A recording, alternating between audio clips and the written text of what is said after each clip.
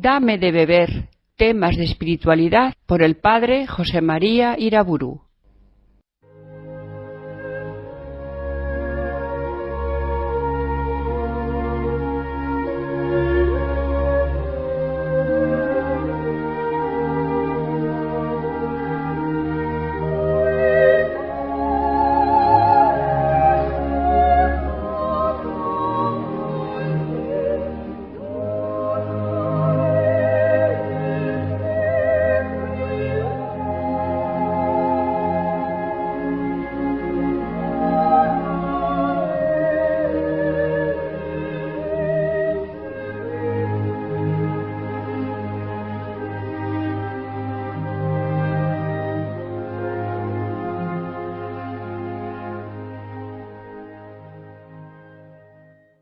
En el nombre del Padre, del Hijo y del Espíritu Santo.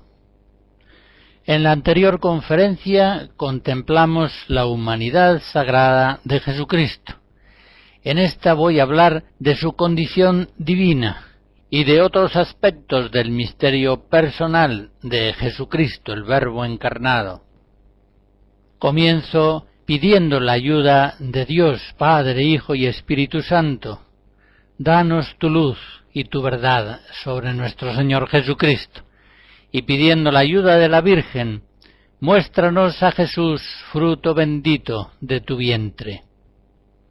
Dije de Jesucristo en cuanto hombre que Él era misterioso, tanto por sus enseñanzas y sus obras milagrosas, como sobre todo por su identidad personal. ¿Quién es este que hasta el mar y el viento le obedecen? Marcos 4. Tenemos que preguntarnos sobre la identidad personal de Jesús de Nazaret. En palabras del ángel Gabriel, Jesús será reconocido como Hijo del Altísimo, será llamado Santo, Hijo de Dios. Lucas 1.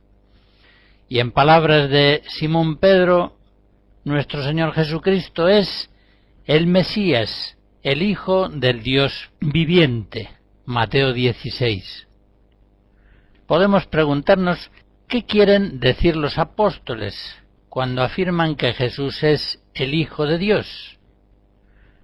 Hemos de entender el alcance profundo de sus palabras a la luz de los escritos apostólicos posteriores a Pentecostés, una vez que han recibido ya el Espíritu Santo. Por ejemplo, en Colosenses, primer capítulo, dice San Pablo que Jesús es imagen del Dios invisible, primogénito de toda criatura, porque en Él fueron creadas todas las cosas, en los cielos y en la tierra. Todo fue creado por Él y para Él. Él existe con anterioridad a todo, y todo tiene en Él su consistencia. Él es también la cabeza del cuerpo, de la Iglesia. Esa es la fe de los apóstoles cuando afirman que Jesús es el Hijo de Dios. Quieren afirmar que Jesucristo es Dios, Y así se expresa claramente el apóstol San Juan en el prólogo de su Evangelio. Al principio era el Verbo, y el Verbo estaba en Dios, y el Verbo era Dios. Todas las cosas fueron hechas por Él, y sin Él no se hizo nada de cuanto ha sido hecho. Y el Verbo se hizo carne y habitó entre nosotros, y hemos visto su gloria, gloria como de unigénito del Padre, lleno de gracia y de verdad. Los apóstoles, en efecto, confiesan la condición verdaderamente divina de Jesucristo, al mismo tiempo que su condición verdaderamente humana. Como dice San Pablo en Colosenses 2, en Cristo habita la plenitud de la divinidad corporalmente. Por tanto, la unión existente entre Dios y Jesús no es solamente una unión de mutuo amor, una unión de profunda amistad, una unión de gracia, como la unión que se da en el Bautista o en María, la llena de gracia. Es una unión mucho mayor, es una unión hipostática, es decir, Jesús y Dios están unidos en la persona del Hijo Divino. Así lo confiesa en el año 451 el Concilio de Calcedonia. Jesucristo es el mismo perfecto en la divinidad y el mismo perfecto en la humanidad, Dios verdadero y el mismo verdaderamente hombre. Engendrado por el Padre antes de los siglos en cuanto a la divinidad, y el mismo en los últimos días, por nosotros y por nuestra salvación, engendrado de María la Virgen, Madre de Dios, en cuanto a la humanidad. Cristo es, pues, el hombre celestial, así le llama San Pablo en 1 Corintios 15. Él mismo tiene conciencia de ser mayor que David, Mateo 22, anterior a Abraham, Juan 8, más sabio que Salomón, Mateo 12. Él se sabe bajado del cielo, Juan 6, bajado del cielo para ser entre los hombres el templo definitivo. Esta condición divina de Jesús aparece al mismo tiempo velada y revelada en su humanidad y se manifiesta en el bautismo. Recuerden aquella epifanía de la Santísima Trinidad en las orillas del Jordán, recién bautizado Jesús, la voz del Padre, la paloma, el Espíritu Santo, y Cristo en la figura verdadera de hombre. Recuerden también la epifanía trinitaria de la transfiguración, la voz del Padre, el Espíritu Santo en la nube y Jesucristo, acompañado de Moisés y de Elías. En fin, la condición divina de Jesús se manifiesta en sus palabras, en sus acciones y, como enseguida veremos, también en sus milagros. Escucharemos a Juan Sebastián Bach en otra suite orquestal.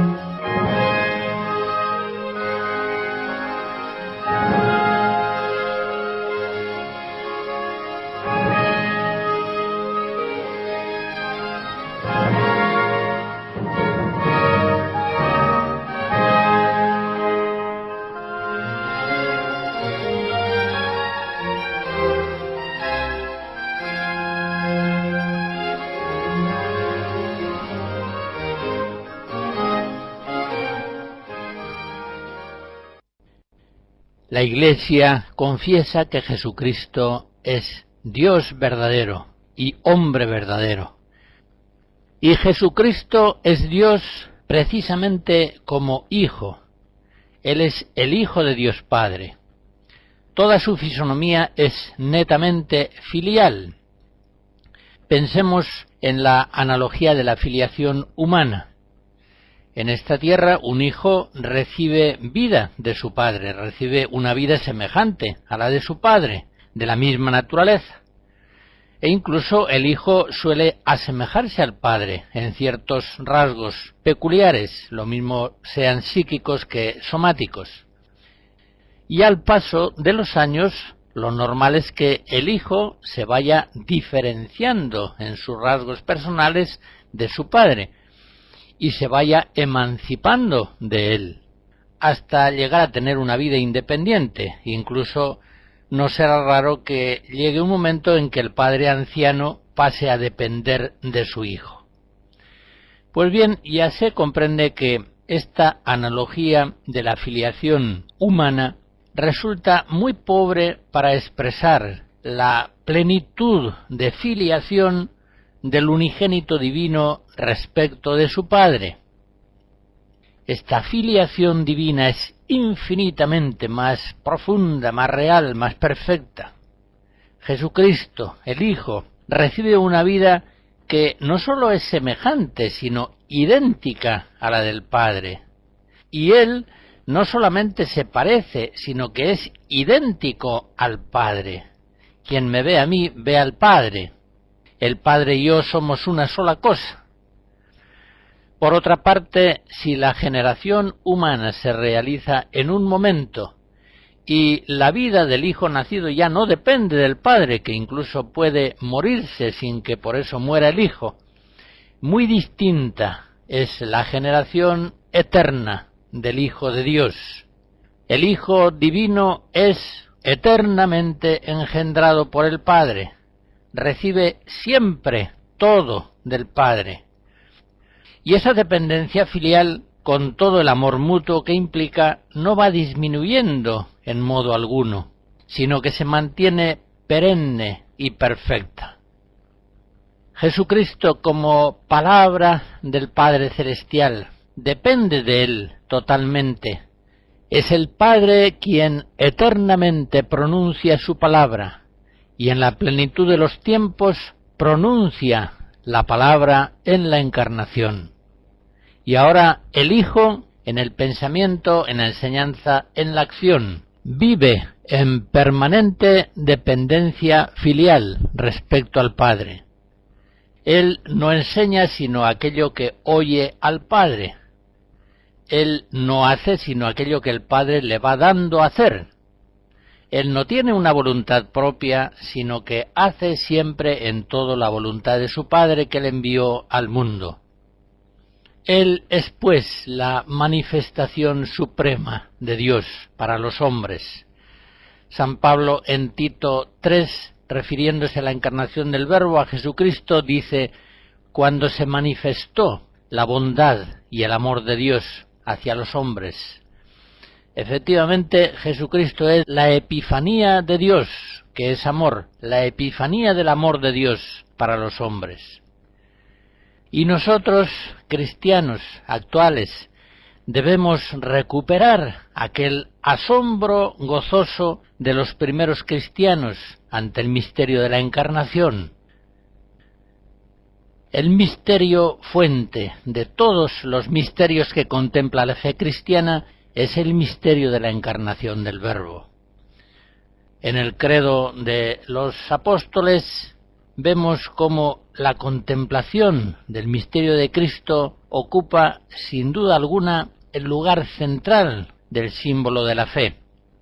Y precisamente inclinamos nuestras cabezas con veneración al pronunciar las palabras: y por obra del Espíritu Santo se encarnó de María la Virgen y se hizo hombre. En ese momento estamos confesando que el eterno Hijo Divino entra en el tiempo, se hace temporal. aquel Verbo de Dios en el cual han sido creadas todas las cosas. El Creador infinito se hace criatura limitada, constreñida, encarcelada en el tiempo y en el espacio. O como dice San Pablo en Gálatas 4, se hace nacido de una mujer. El Omnipotente, que vive por siempre y para siempre, viene a hacerse un niño débil, al principio sin pensamiento, sin habla, sin fuerza, completamente vulnerable, perseguido al poco tiempo de nacer, exilado en Egipto, y ya hombre adulto, hostilizado, despreciado, rechazado, humillado hasta la cruz. Con toda razón, dice San Pablo en Filipenses 2, que el Hijo Divino no reputó codiciable tesoro mantenerse igual a Dios, sino que se anonadó, tomó la forma de siervo y en la forma de siervo se humilló hasta la muerte, y muerte de cruz. El que es glorioso desde antes de los siglos, ahora en la plenitud de los tiempos se hace humilde, ignorado, menospreciado, varón de dolores, despreciado de los hombres, ante quien se vuelve el rostro. Isaías 53. Aquel que es el Rey de los cielos y de la tierra viene a hacerse súbdito de Herodes, de Pilato, de Anás, de Caifás. El autor de la vida se hace mortal y muere en la cruz. El santo, el justo, el absolutamente inocente se hace por nosotros castigo y acepta ser ajusticiado entre dos bandidos. El Hijo Divino, que es rico con toda la plenitud de Dios, se hace pobre, se hace hombre, para enriquecernos a los pobres, a los hombres, con su anonadamiento. Acepta vivir hasta los 30 años en un pueblecito de la montaña de Galilea, que no tiene prestigio alguno. De Nazaret puede salir algo bueno, Juan 1. No tiene letras, no ostenta títulos académicos. Se presenta ante los hombres en su vida pública rodeado de iletrados. Viaja a pie, se sienta cansado junto al pozo de Jacob, permite que los samaritanos o los gerasenos no lo reciban en su territorio y le obliguen a marchar adelante. En fin, el misterio de la Encarnación es el misterio supremo, como digo. En cierto modo, misterio aún mayor que el de la cruz o el de la Eucaristía.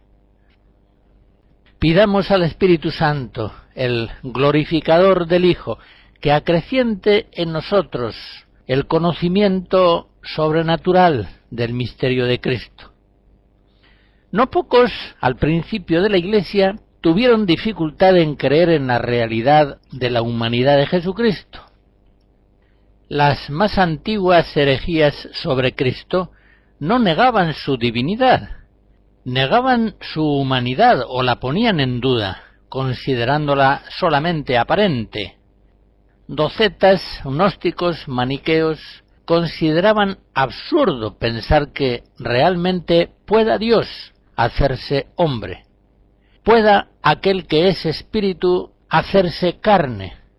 Lo consideraban tan absurdo como pretender la existencia de un círculo cuadrado.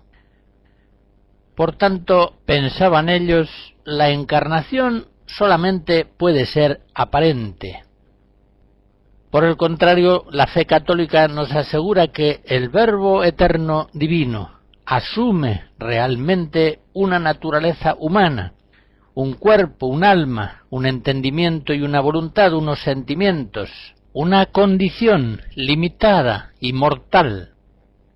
Y asume la condición humana para siempre, no por unos años. Desde el momento de la encarnación, ya un solo Señor Jesucristo es Dios verdadero y hombre verdadero. La fe católica nos asegura que hay un solo Señor Jesucristo, Hijo único de Dios, nacido del Padre antes de todos los siglos, Dios de Dios, luz de luz, Dios verdadero de Dios verdadero, engendrado, no creado, de la misma naturaleza que el Padre, consustancial al Padre, por quien todo fue hecho, que por nosotros los hombres y por nuestra salvación bajó del cielo, y por obra del Espíritu Santo se encarnó de María la Virgen, y se hizo hombre.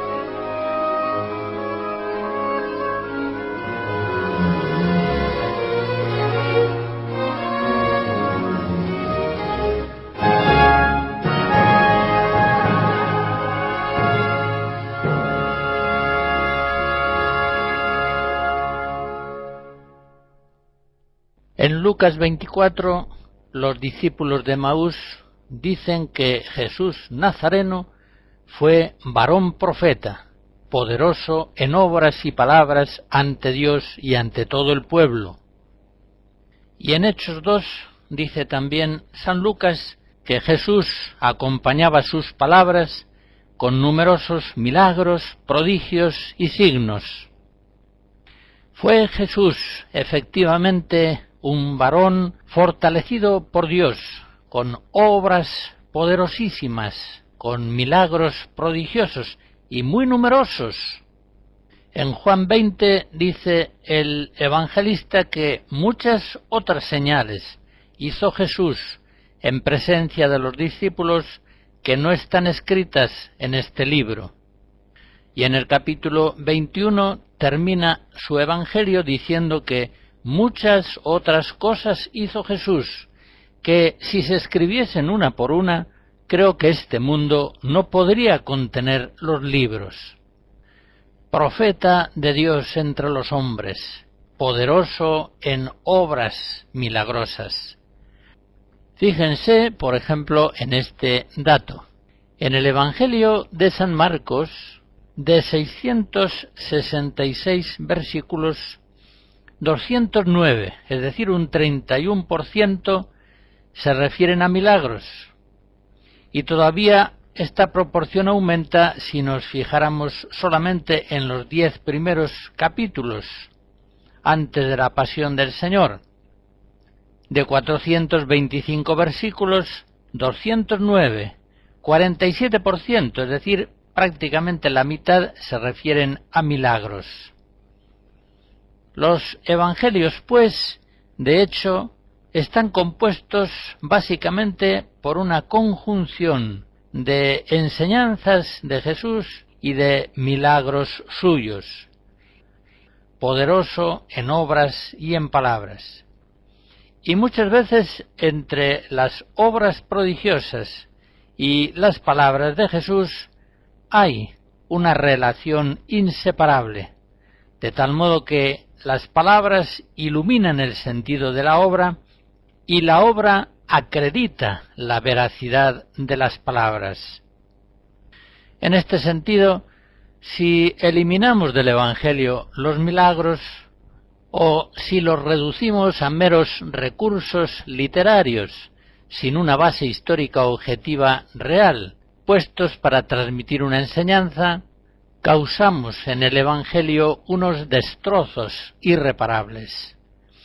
Gran parte del Evangelio resultará ininteligible.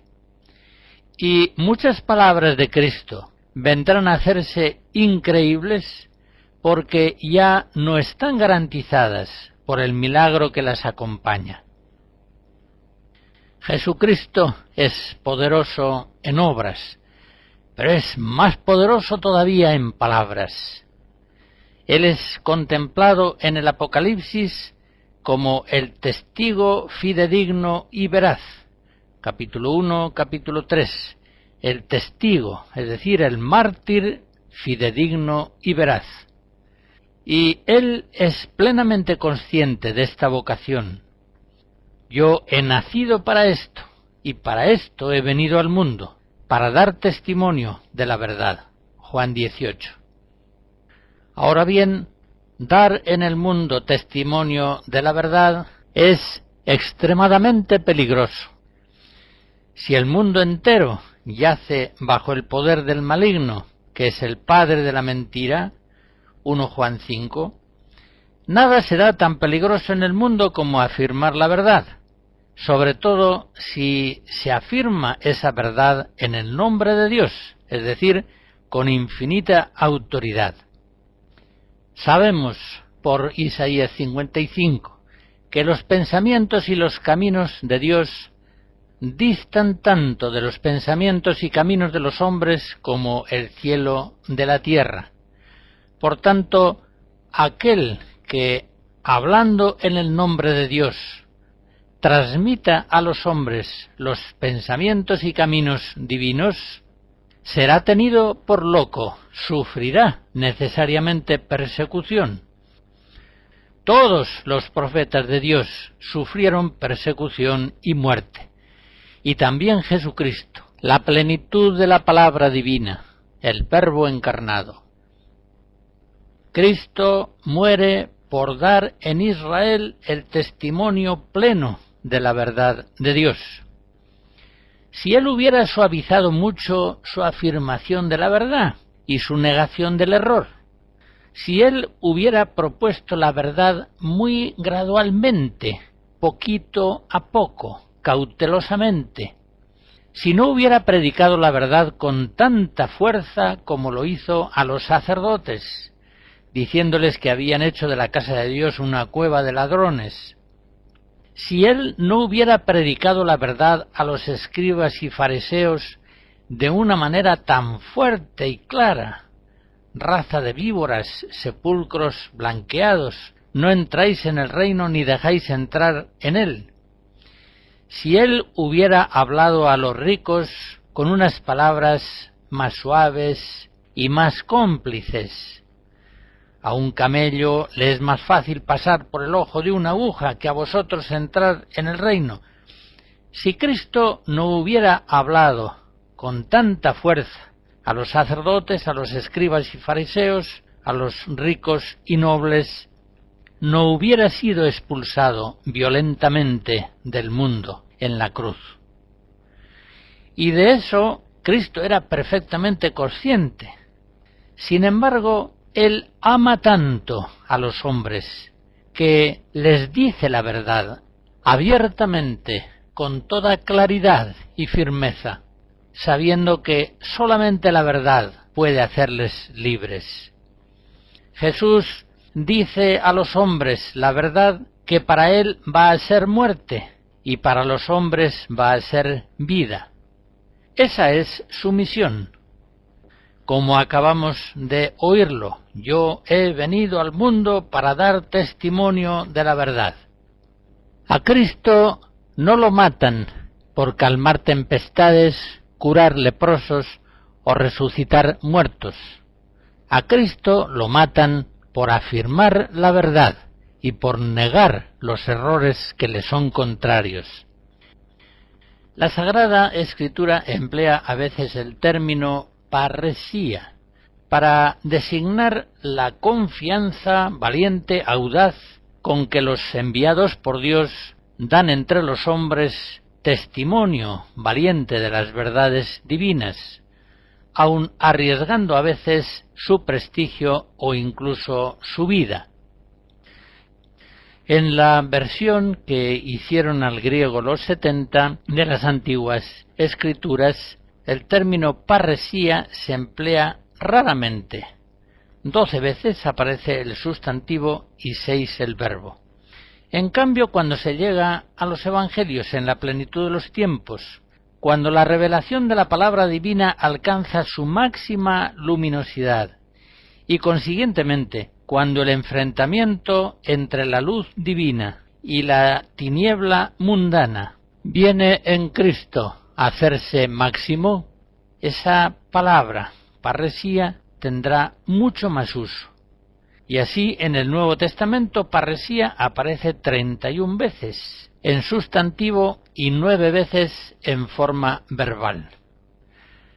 Así es, Jesús habla a los hombres con una fuerza de veracidad impresionante.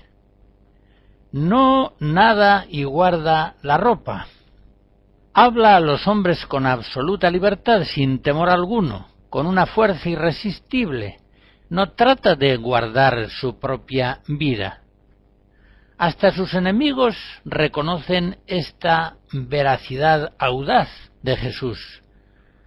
Así, por ejemplo, en Mateo 22 le dicen: «Maestro, sabemos que eres sincero y que con verdad enseñas el camino de Dios sin que te dé cuidado de nadie».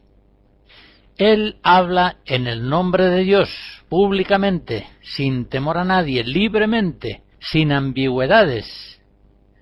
Y cuando Él habla, cuando Él actúa, no trata de guardar su propia vida.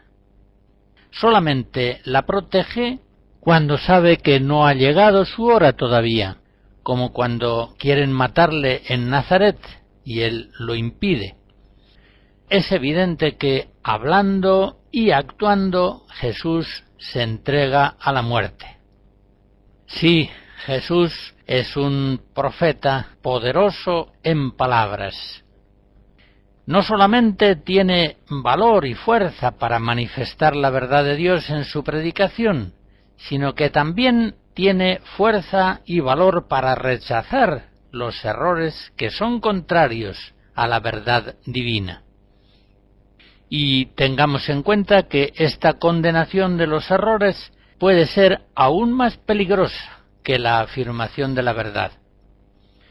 Pues bien, Jesús, por ejemplo, no afirma solo a los judíos la primacía de lo interior, el reino de Dios está dentro del hombre, sino que denuncia el exteriorismo perverso de la religiosidad rabínica. Coláis un mosquito y os tragáis un camello. Jesús no sólo afirma la santidad del templo como casa de Dios, sino que acusa a los sacerdotes de haberlo convertido en una cueva de ladrones. Y por eso a Cristo no lo matan tanto por las verdades que predica, sino por los pecados, engaños y mentiras que Él denuncia. Pero sólo así, afirmando la verdad y negando los errores, cumple Jesús su misión de dar testimonio de la verdad. Y sólo así consigue salvar a los hombres de la mentira en la que están cautivos. Cautivos del mundo, cautivos del demonio, el padre de la mentira. Dicho en otros términos, la proclamación de la verdad y la denuncia de los errores llevan a Cristo a la cruz.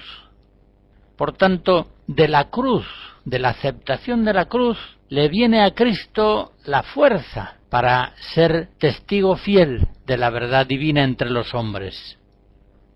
La verdad y la cruz van indisolublemente unidas. La verdad lleva a la cruz, y la cruz es la que da fuerzas para afirmar la verdad a los hombres.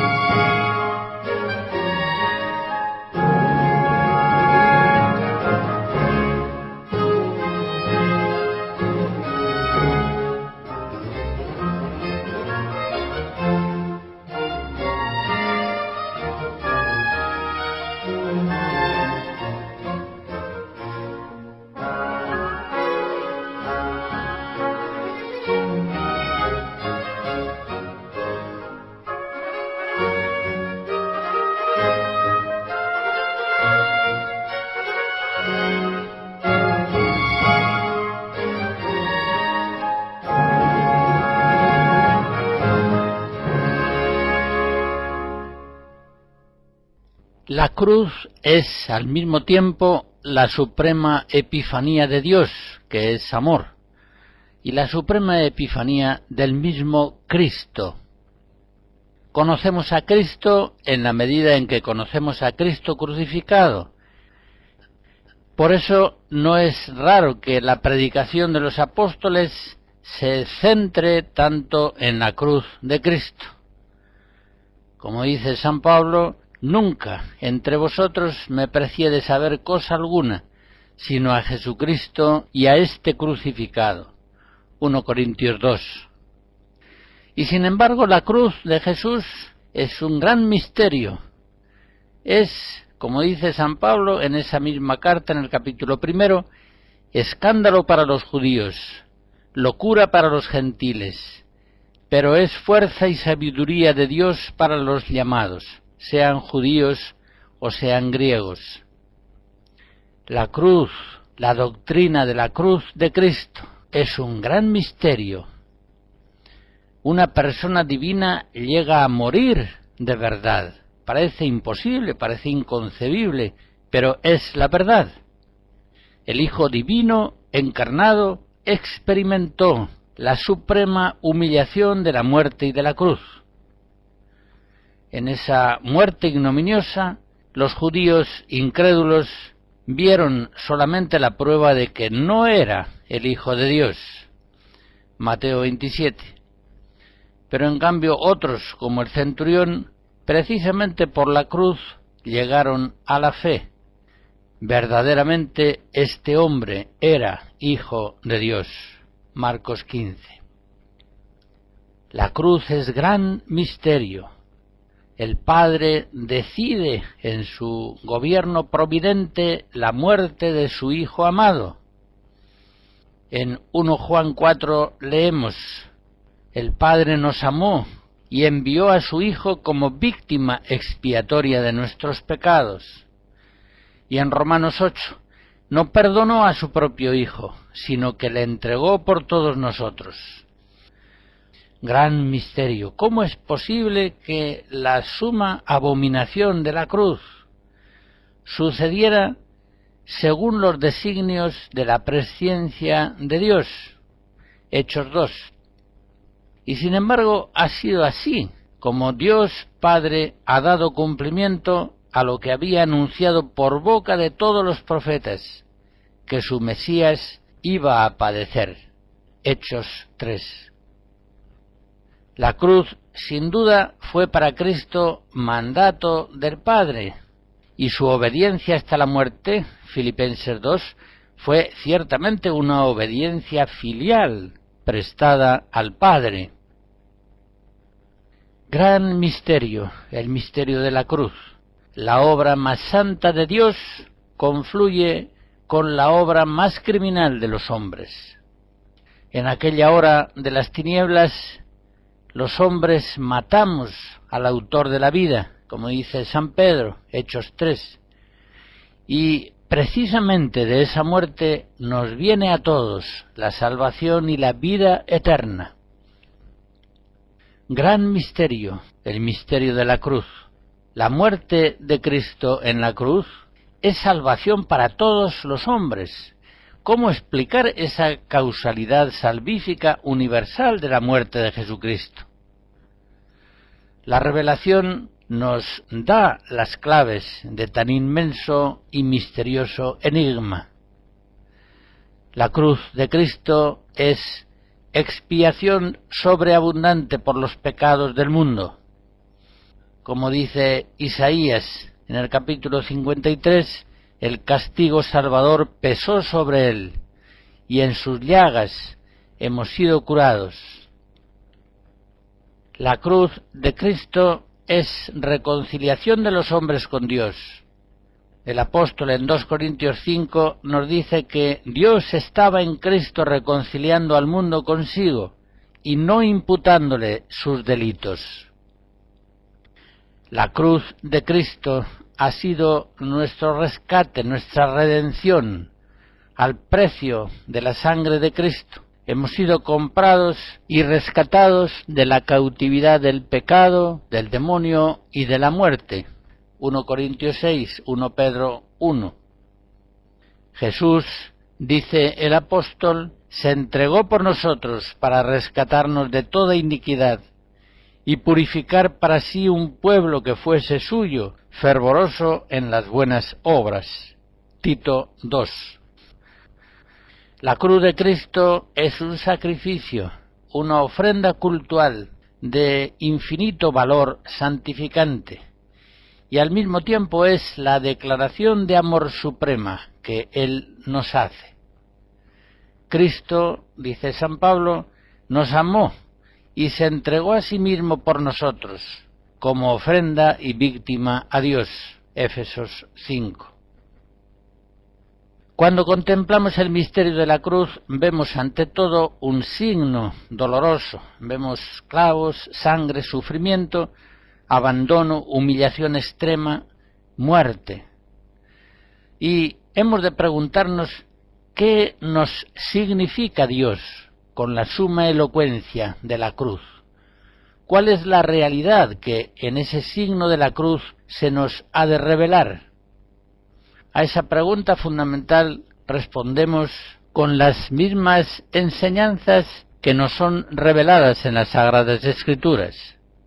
En primer lugar, diciendo que la cruz es la revelación suprema de la caridad, es decir, la epifanía plena de Dios, que es amor.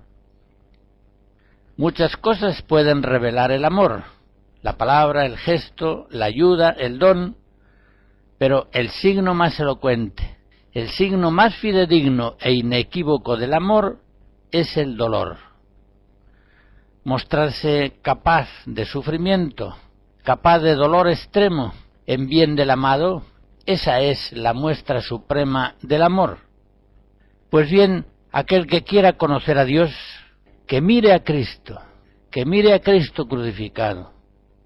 Por eso Dios dispuso en su providencia la cruz de Cristo, para expresarnos por ella en forma plena y definitiva el misterio eterno de su amor trinitario hacia nosotros. Esta es la realidad expresada en el signo de la cruz, el amor que Dios nos tiene. Por eso no es raro que los santos no se cansen de contemplar la pasión de nuestro Señor Jesucristo, sea para ellos el libro fundamental de su meditación espiritual. En el libro de la cruz aprenden que así nos ama el Padre. Dios probó, acreditó su amor hacia nosotros, en que siendo todavía pecadores, por tanto enemigos suyos, Cristo murió por nosotros. Romanos 5.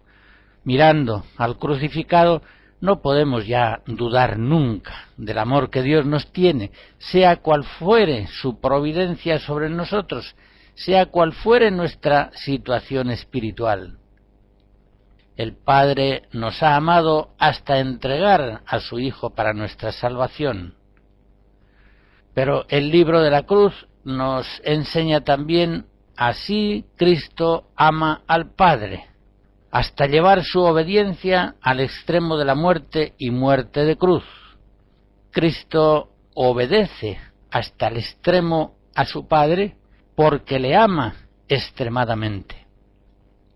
Refiriéndose a su cruz, él poco antes de padecer dice: conviene que el mundo conozca que yo amo al Padre y que según el mandato que me ha dado el Padre, así hago. Juan 14. Refiriéndose a la cruz, dice: conviene que el mundo conozca que yo amo al Padre y que según el mandato que me ha dado, así hago. Quiso, pues, Cristo entregarse libremente a la cruz para revelar al mundo su amor al Padre, expresado en la obediencia de su mandato. El libro de la cruz nos enseña: así Cristo nos ama, hasta dar su vida por nosotros como buen pastor, Juan 10, para darnos vida eterna, vida sobreabundante, o como se lee en el Evangelio de San Juan capítulo 12, para congregar en la unidad a todos los hijos de Dios que andaban dispersos. Jesús acepta la cruz para, de este modo, declararnos su amor con una elocuencia no superable. Nadie tiene un amor mayor que este de dar uno la vida por sus amigos. Juan 15. El libro de la cruz nos enseña a los cristianos así hemos de amar a Dios, con todo el corazón, con toda el alma, con toda la mente, con todas las fuerzas, como el crucificado amó al Padre. Permaneceremos en el amor de Dios si guardamos sus mandatos, como Cristo se mantuvo en el amor del Padre, obedeciendo su mandato.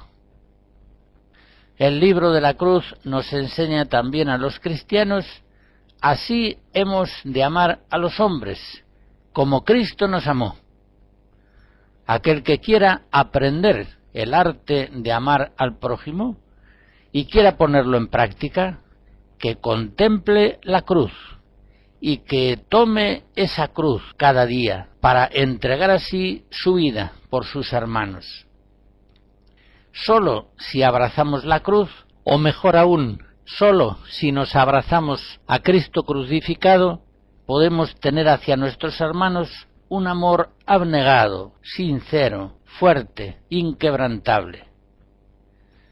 El apóstol Juan en su primera carta, capítulo 3, dice: Cristo dio su vida por nosotros, y nosotros debemos dar nuestra vida por nuestros hermanos. Según esto, si la ley evangélica consiste en el amor a Dios y en el amor al prójimo, hemos de decir que la promulgación solemne y máxima de esa ley fundamental cristiana se produce en la cruz. El palo vertical nos está diciendo así hay que amar a Dios.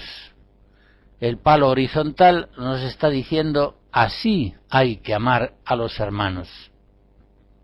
Por otra parte, en segundo lugar, la cruz revela a un tiempo el horror del pecado y el valor inmenso de nuestra vida ante Dios. Si alguno pensaba que nuestros pecados eran poca cosa, si alguno pensaba que la vida humana era una sucesividad de actos triviales, condicionados, insignificantes, que mire la cruz de Cristo, que considere cuál fue el precio de nuestra salvación. Si alguno sospechaba que nuestra vida apenas tenía valor, importancia ante Dios, Señor del cielo y de la tierra, que mire la cruz de Jesús y que se entere de que no hemos sido rescatados con plata y oro corruptibles, sino con la sangre preciosa de Cristo. 1 Pedro 1. Y que no piense tampoco que ese amor y ese precio Jesucristo lo entrega en general por la humanidad, pero no precisamente por mí. La verdad es muy distinta. Cada uno de nosotros puede decir, debe decir con toda verdad aquello que dijo San Pablo: el Hijo de Dios me amó y se entregó por mí. Gálatas 2.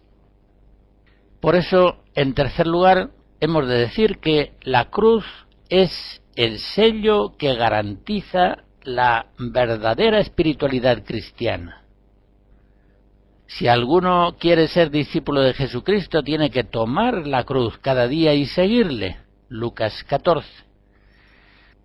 Estemos bien atentos y cuando nos enseñen un camino espiritual, fijémonos bien si pasa por la cruz cuando es preciso o hace un rodeo para evitarla, porque la cruz es el sello de garantía puesto por Jesús. Si ese camino es un camino ancho y no pasa por la cruz, sino que la rehúye, no es el camino de Cristo. El verdadero camino evangélico, el que lleva a la vida, es un camino estrecho y pasa por una puerta angosta. Mateo 7.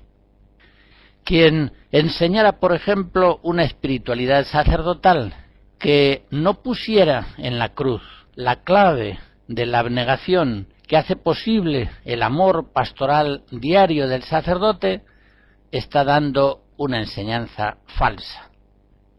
Del mismo modo, aquel que propusiera una moral propia de la vida conyugal, en la que se rehuyera la cruz de Cristo, como si esta cruz fuera un factor destructor inadmisible, estaría proponiendo una espiritualidad conyugal incompatible con la doctrina de la cruz de Cristo, por tanto con el Evangelio.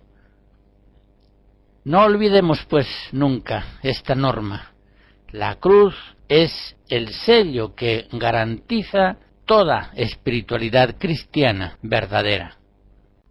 No es posible participar de la vida del Cristo glorioso resucitado si no participamos, bien unidos a Cristo, de su cruz.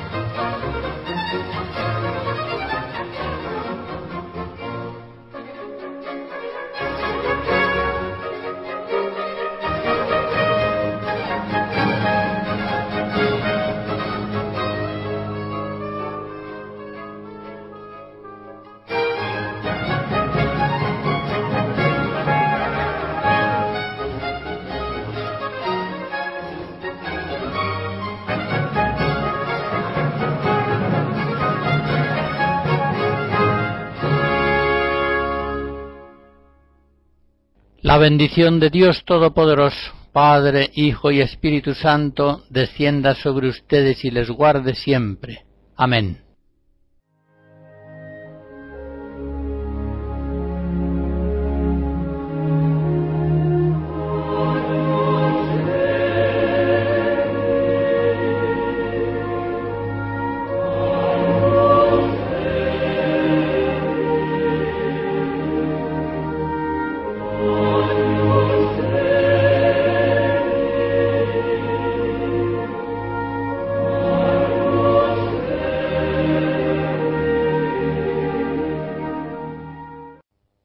Hemos escuchado Dame de beber, temas de espiritualidad por el padre José María Iraburu.